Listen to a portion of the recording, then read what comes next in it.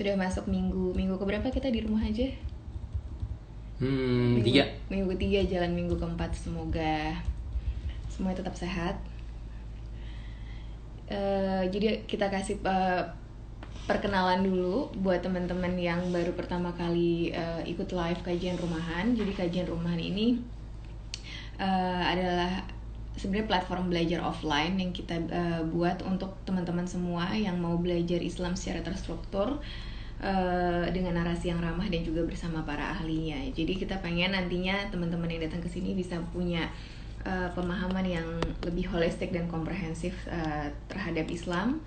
Dan salah satu cara dari kajian rumahan untuk menyiasati lamanya absen kajian offline karena wabah corona ini, kita bikin kajian series virtual akhirnya. Setelah kemarin pertama kali kita bikin kajian tentang Maqasid Syariah dengan Ustadz Uli Nuha, lalu berlanjut dengan ada sesi belajar bersama dengan Pak Ali Nurdin dan Ibu Najila Shihab minggu lalu. Dan per minggu ini sampai insya Allah 5 pertemuan ke depan kita akan punya series kajian virtual tentang mazhab dalam Islam.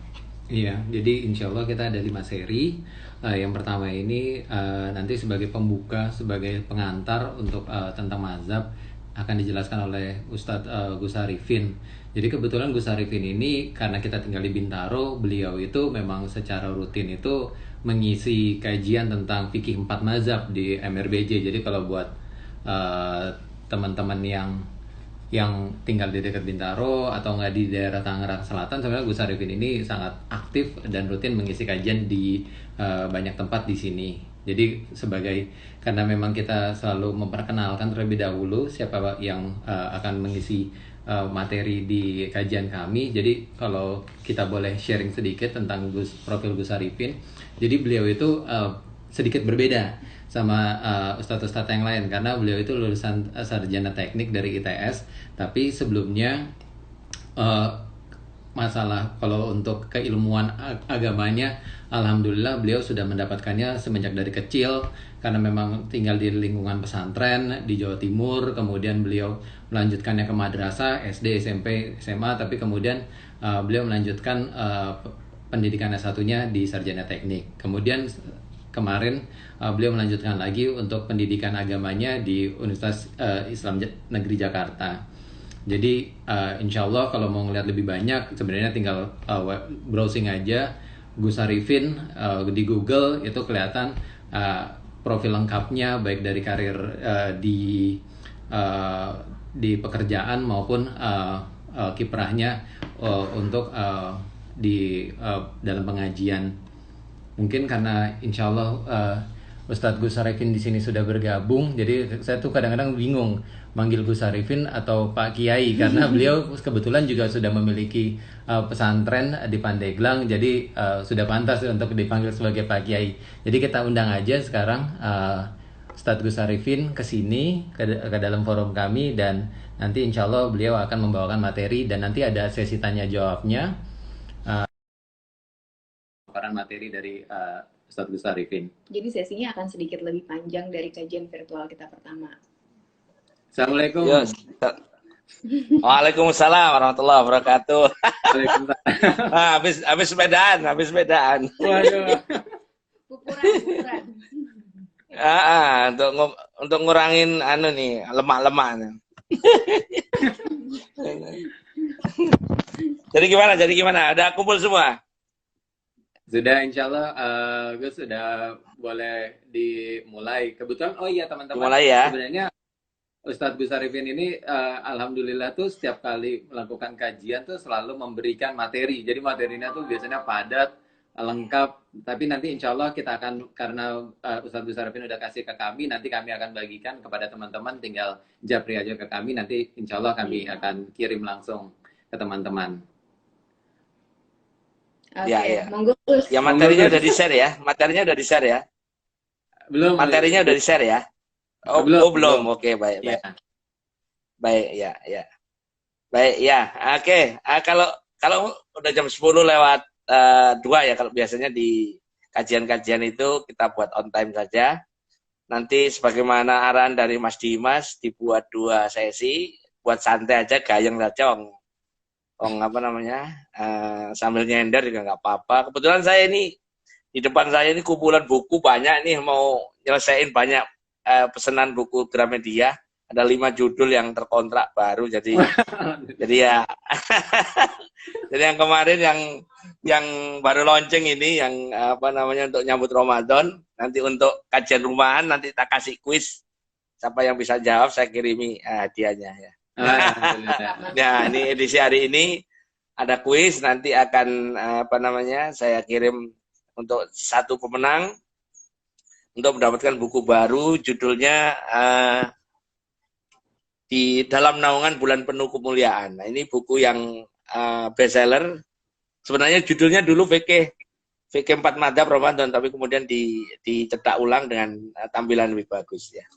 Kira-kira itu. Nah, jadi kita akan mengenalkan tentang, karena judulnya cukup berat itu bagi saya, mengenalkan madhab dalam Islam. walaupun saya nggak tahu, itu guru saya bilang kalau kamu dulu belajar madhab jangan tanggung, jangan 4, tapi langsung 10 atau 15 madhab, semua madhab pelajari. Tapi ya memang materinya cukup banyak ya. Ya baik, saya mulai aja dia ya, nggak apa-apa ya. Monggo. Baik, bismillahirrahmanirrahim. Assalamualaikum warahmatullahi wabarakatuh. Waalaikumsalam. Bismillahirrahmanirrahim. Alhamdulillahirabbil alamin wassalatu wassalamu ala asrofil anbiya'i wal mursalin sayyidina Muhammadin wa ala alihi wa ashabihi ajmain, amma ba'du. Kawan-kawan kajian rumahan yang merupakan kajian online ini nanti di screenshot aja, di share aja, biar rame, karena saya biasa juga ada yang kemarin ada Mas siapa itu yang di Twitter itu yang share itu, waduh langsung rame itu di grup sebelah ya, waduh Gus Arifin udah diduluin ya. Saya mau minta satu, jangan, kalau booking saya agak lama, saya bilang gitu. Justru gini ini pada rame ini kajian online hampir tiap hari saya. Jadi untuk mengenalkan madhab, saya perlu sampaikan satu case menarik ini. Baru saja saya jawab pertanyaan tentang sholat Jumat yang sekarang masih lockdown di beberapa masjid. Kemudian di WA itu menjelaskan, orang ini menanyakan status hadis kalau orang tidak Jumatan 3 kali dihukumi munafik dalam tanda kutip ya. Lalu terus menyampaikan bahwa itu apakah nggak sampai kafir atau bagaimana. Saya jawab sederhana, kalau dalam kaitan madhab ini justru pentingnya madhab. Kalau kita dalam kondisi seperti ini, madhab itu urutannya pasti nanti terminologi yang terkait adalah pasti udzur syar'i, permasalahan darurat, kemudian ikhtilaf atau khilaf, perbedaan pendapat, pasti itu. Dan apabila kita sudah ngomong perbedaan pendapat, maka rumusnya cuma satu. Al-ijtihadu la yunqadu bil ijtihadi. Satu pendapat atau satu ijtihad tidak bisa dianulir oleh ijtihad lain. Jadi selama ada ijtihad, terus misalnya saya berijtihad, terus Mas Dimas berijtihad, kemudian beberapa kawan di situ berijtihad, misalnya ini sama-sama punya kepakaran atau expertise yang sama misalnya ya. Kemudian kita masing-masing punya pengikut. Maka pendapat saya tidak bisa dianulir oleh Mas Dimas, pendapatnya Mas Dimas juga tidak bisa saya anulir, karena sama-sama punya kedudukan yang sama, yaitu ijtihad pendapat. Nah, ini pentingnya, menariknya madhab ini di hari-hari ini, karena ini nanti sangat mungkin di Ramadan itu kita nggak tarawih di masjid, kita nggak sholat Idul Fitri, ya sangat mungkin sekali. Bahkan haji pun kemungkinan besar juga tidak. Ya mudah-mudahan sih, ya mudah-mudahan dalam berakhir virus pandemiknya dan ada haji. Tapi kalau seandainya tidak pun, VK juga udah nyiapin perangkat itu. Nah, sedikit ini case jari yang depannya untuk mukadimah. Tapi begitu bilang madhab, maka jangan sampai kita terjebak seperti begini. Kalau saya udah punya madhab A, kemudian bapak-bapak punya madhab B dan C dan D, terus mengatakan madhabnya yang paling benar, itu salah. Itu salah besar. Ya. Madhab itu posisinya sama, ijtihad. Jadi saya bermadhab Syafi'i sebutlah, terus Mas Dimas sebutlah bermadhab Maliki, ada kawan di sini yang bermadhab Hambali, ya sama-sama saja, nggak apa-apa. Entoh nanti pengadilannya di yaumul akhir sama, nanti kita ditanya, misalnya Gus Arifin kenapa kamu sholat kunut? Ya saya tinggal bilang sama Allah, ya Allah saya kunut karena niru pendapatnya Syafi'i. Lah Imam Syafi'i dipanggil oleh Allah. Benar kamu ngajari ya? Saya berdasarkan hadis ini. Ya sudah, kalau sudah ikut. Ya. Yang nggak boleh itu ngarang sendiri. Misalnya kalau subuh kesiangan terus pindah madhab. Misalnya karena kunut nggak hafal pindah madhab, jangan. Nah, itu kalau itu cari enaknya sendiri namanya ya. Ya, itu yang pertama. Yang kedua, madhab itu aslinya nggak hanya 4 loh, nggak ada 4 atau 5 enggak, tapi banyak sekali. Saya tunjukkan nanti di materi yang akan datang. Itu materi yang saya kirim pertama itu hanya 5 madhab ya. 4 Syafi'i Ahlus Sunnah, 1 madhab Ja'fari yang orang nyebut Syiah itu. Kenapa kita perlu sampaikan? Karena di luaran sana kalau orang nyebut Syiah selalu dianalogikan sesat. Enggak, kalau menurut saya karena ada Syiah yang masih sama dengan Ahlus Sunnah dan itu pun nyebutnya Ja'fari ya. Namanya fikih Ja'fari. Bahkan beliau adalah guru daripada Imam Abu Hanifah ya. Nah, di sejarah madhab itu ada lebih dari ratusan ya. Sebagai contoh, nanti Ramadan itu ada orang yang terawih 8.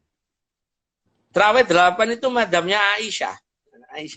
Aisyah itu terawihnya 8 karena ada hadis bahwa Nabi di Ramadan maupun di luar Ramadan ihda asyara rakaatan, salatnya 11 rakaat. Nah, madhab Aisyah ini 11 rakaat itu maknanya adalah 8 salat qiyamul lail, 3 salat witir. Di Ramadan maupun di luar Ramadan. Artinya Nabi ya walaupun Ramadan seperti itu, di luar Ramadan seperti itu. Jadi nggak ada perubahan, kata Aisyah begitu. Karena Aisyah yang tiap hari bersama beliau di rumah kan, artinya tahu apa yang dikerjakan Nabi. Nah, kelak lama-kelamaan mazhab ini di Medina tidak berkembang karena Imam Malik mengatakan itu itu sholat qiyamul lail, bukan sholat tarawih. Imam Malik mengembangkan mazhab sendiri di Madinah itu bukan 20, 36 rakaat. Atau 40 rakaat ya. Nah, di zaman kemudian berlaku terus di Mesir Imam Syafi'i mazhabnya berkembang mengatakan enggak 20. Jadi akhirnya tarawih yang tarawih yang hadisnya itu ada beberapa macam, ada yang nyebut 8 sama 3, ada yang nyebut 20. Jadilah banyak variasinya, ada yang 8, ada yang 20, ada yang 36, ada yang 40. Tapi anehnya Indonesia itu kan madhabnya ngakunya nggak madhab Aisyah, madhab yang 4 itu. Kalau nggak Maliki, Hanafi atau Maliki, Hambali. Anehnya 4 madhab itu nggak ada yang 8. Tapi pas Ramadan pakai 8 punyanya Aisyah. Padahal madhab Aisyah sudah nggak ada. Giliran Ramadan di Indonesia hidup lagi ya kan gitu, lucu. Ini lucunya di situ ya. Saya sering sampaikan ini ceramah ini perlu karena kalau kita ngomong madhab, begitu ngomong madhab tarawih saja, kita sekarang pakai Aisyah. Sementara ditanya pendapat aslinya, saya ikut Imam Maliki 36. Makanya kalau saya tanya ke kawan-kawan, Anda 8, kalau ngaku Maliki mestinya 36. Tapi di Indonesia kan lucu memang ya, kalau giliran tarawih 8. Kalau giliran pokoknya yang rakaatnya banyak ya nggak laku lah. Saya pernah bikin 20 juga nggak laku, ditawar tetap 8. Jadi saya pernah diundang satu masjid, saya tanya, ayah mau 20 mau 8 aja Gus. Ya saya yang ikut aja nanti diundang daripada pulang nggak diamplop kan masalah nanti jadi ya sudah. Guyananya saya begitu. Nah kemudian saya jelaskan kalau 8 ya sudah saya ngimami dengan cara saya ya 2, 3 karena ada di luaran sana yang mengerjakan tarawih itu 4, 3. Sering saya plesetkan itu seperti formasinya Chelsea itu 4-4-3 kan. jadi akhirnya ya sudah 2-2-2-3 ya seperti itu, seperti Nabi mengerjakan sholat qiyamul lail. Nah kalau seandainya madhab ini kita tarik ke belakang jauh, maka sebenarnya asal muasalnya tetap dari hadis. Jadi di Quran itu kan ada ayat namanya ayat hukum, namanya ayat ahkam, ayat-ayat hukum. Ayat hukum ini di Quran itu jumlahnya sedikit, cuman 380-an atau enggak kurang 5% lah dari jumlah 6.236 ayat.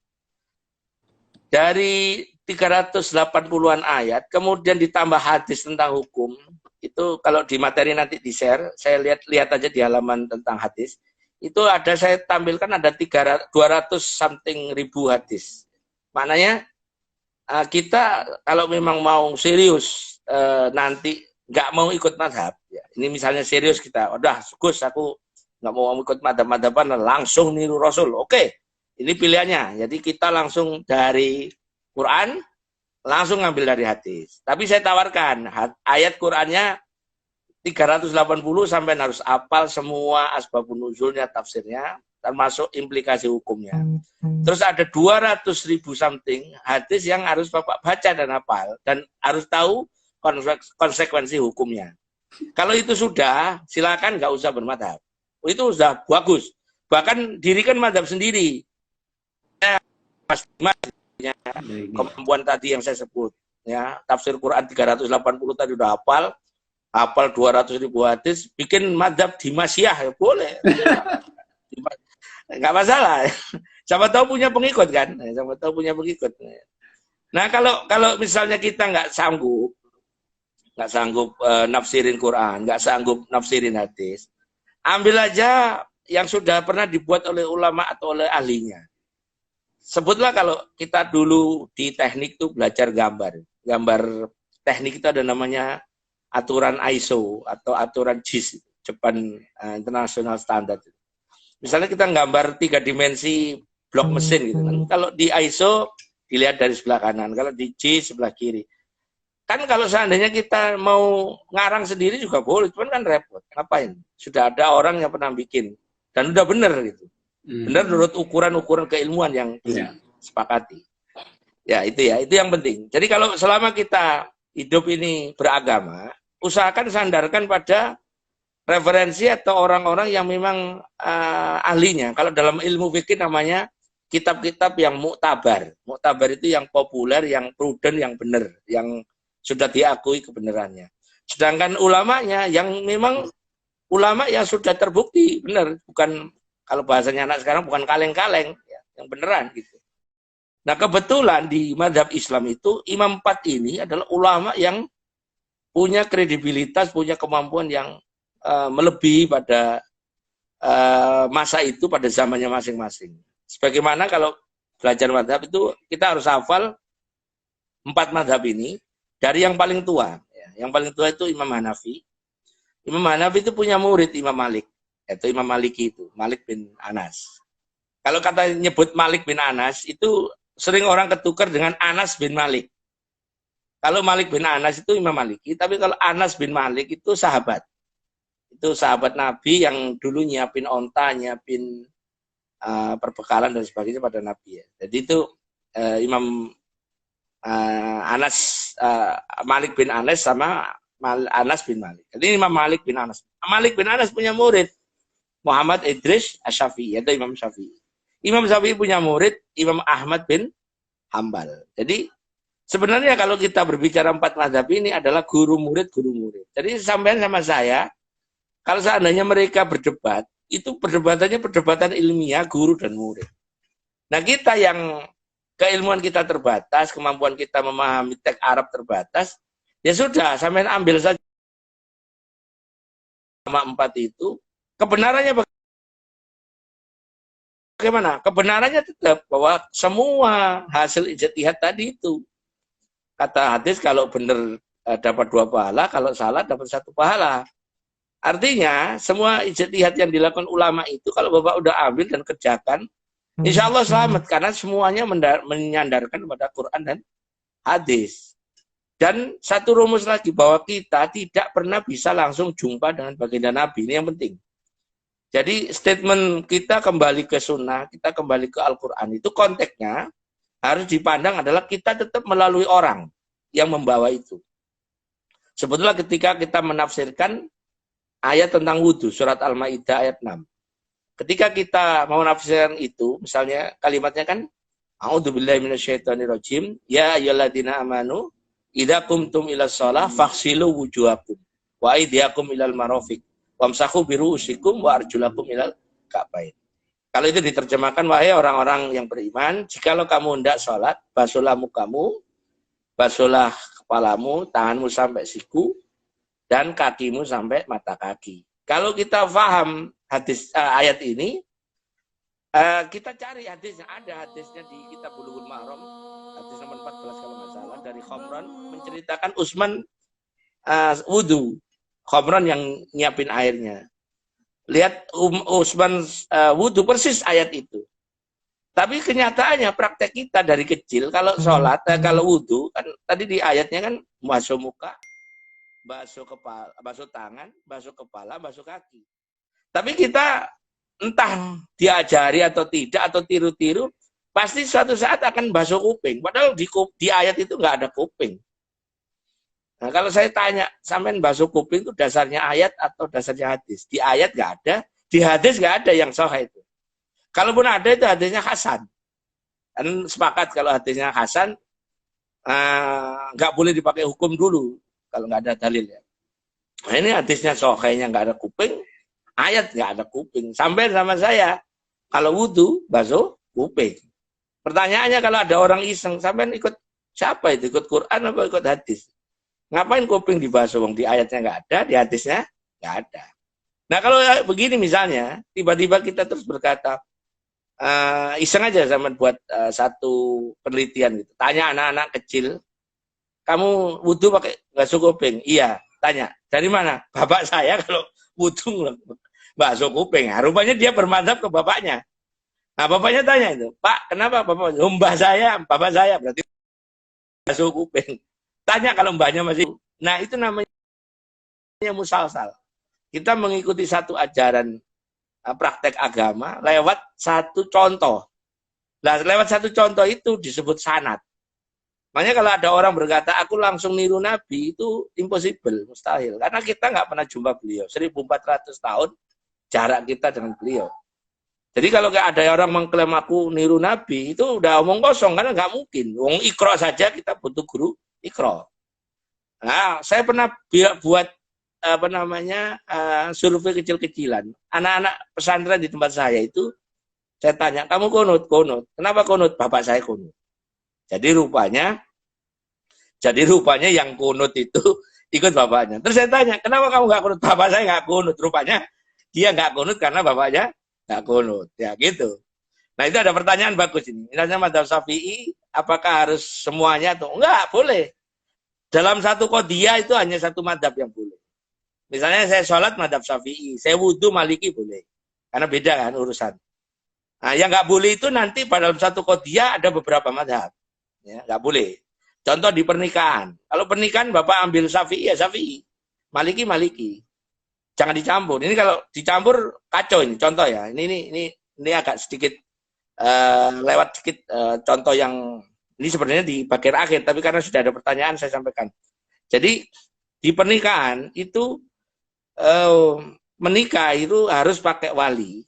Itu adalah disepakati semua madzhab. Di madzhab Hanafi ada pengecualian. Bila calonnya itu janda, itu nggak perlu wali. Nah ini kesempatan nih bagi yang jomblo, yang nyari janda, yang nggak usah pakai wali ya. Boleh kalau di Hanafi ya. Jadi di Hanafi itu boleh menikah janda kalau tanpa wali. Kalau mantan perempuannya janda. Di madzhab Syafi'i Maliki itu boleh menikah tanpa harus dihadiri saksi, asal pernikahannya diumumkan. Untuk Maliki. Di Syafi'i itu ada satu pendapat bahwa boleh menikah tanpa mas kawin. Nah kalau tiga pendapat ini Bapak taruh di satu qadhiyah namanya pernikahan, lucu. Bab wali ngambil Hanafi, bab saksi ngambil Maliki, bab mas kawin ngambil Syafi'i atau Dhohiri. Akhirnya nggak pakai wali, nggak pakai saksi, nggak pakai mas kawin. Nah kan kacau. Kacau itu nanti. Nah gitu. Ya, jadi kira-kira itu. Mungkin ada pertanyaan, boleh, biar nggak monoton. Nah, boleh suaranya yang lain. Mereka dengerin aja atau bagaimana ini, Pak Adimas? Oke ya, saya lanjut. Oke, jadi pertanyaannya boleh langsung saya baca di sini kelihatan. Jadi kembali lagi ke pertanyaan tadi, apakah kalau Syafi'i terus, ya monggo. Tapi kalau persyaratan ikut madhab itu, bahwa untuk satu aturan qadhiyah itu satu. Misalnya kalau sholat Syafi'i, wudhu boleh Maliki, nanti pas zakat boleh Hanafi. Hadis Hanafi itu, zakat Hanafi kan contohnya, jenengan nanti zakat fitrah pakai uang, itu punyanya Hanafi. Kalau sampean tetap Syafi'i harus pakai makanan pokok, gitu ya, kira-kira itu. Nah, kembali lagi, bagaimana kalau orang itu nggak bermadhab? Ini penting saya sampaikan. Apakah boleh orang? Boleh, silakan nggak bermadhab. Tapi syaratnya, ayat hukum yang jumlahnya 380, ini saya ada pertanyaan dulu. Apakah madhab salafi, apa ada hubungan? Salafi itu adalah la madhabi, tidak bermadhab. Mas Novel tidak masuk suara. Ya. Jadi madhab salafi itu sebenarnya menganut la madhabi, tidak bermadhab. Artinya mereka mengambil hadis, ayat langsung dari dohirnya, dari bunyinya ayat. Tapi setahu saya, walaupun mereka nggak bermadhab, ada Mas Fathur Rahman Pria ya itu ya. Itu Mas Fathur Rahman Pria ini kawan saya nih, rupanya nyaut itu. Mas Fathur Rahman Pria. Assalamualaikum Mas. Ya, ada nyaut itu ya. Jadi misalnya di madhab salafi itu rata-rata yang saya pahami itu mereka menggunakan pendekatan madhab Hambali. Seperti Imam Masjidil Haram itu Abdurrahman Sudes, seperti kemudian Syekh Surem, itu mereka menggunakan madhab Hambali. Contohnya mereka tidak menjaharkan bismillah. Jadi kalau Bapak sholat di Masjidil Haram, imamnya kebetulan Syekh Abdurrahman Sudes, begitu Allahu Akbar langsung bismillahnya sih, terus alhamdulillahirabbil alamin gitu. Nah, itu maka dipastikan itu bukan Syafi'i, pasti selain Syafi'i. Nah, contoh seperti itu ada di kalangan kita ada. Jadi oleh karena itu bagi kita kalau memang kemampuan kita seperti ini ya, tahunya ayat Quran ya itu saja, ngapalin Quran juga lupa-lupa mulu misalnya ya sudah, kita ambil aja untuk aturan hukum dari orang yang punya kompetensi. Ya saya sebut ya ulama tadi, yaitu 4 itu dengan seluruh followernya. Kalau dalam istilah madhab yang menjadi pengikut madhab utama, ya, madhab yang 4 itu namanya mutlak mustaqil. Jadi madhab independen, pendiri madhab yang independen. Pengikutnya namanya madhab muntasib. Muntasib itu kalau bahasa dalam Twitter, follower. Jadi contoh, kalau nanti di materi di-share, sebutlah Imam Syafi'i itu punya madhab muntasib, namanya Imam Nawawi.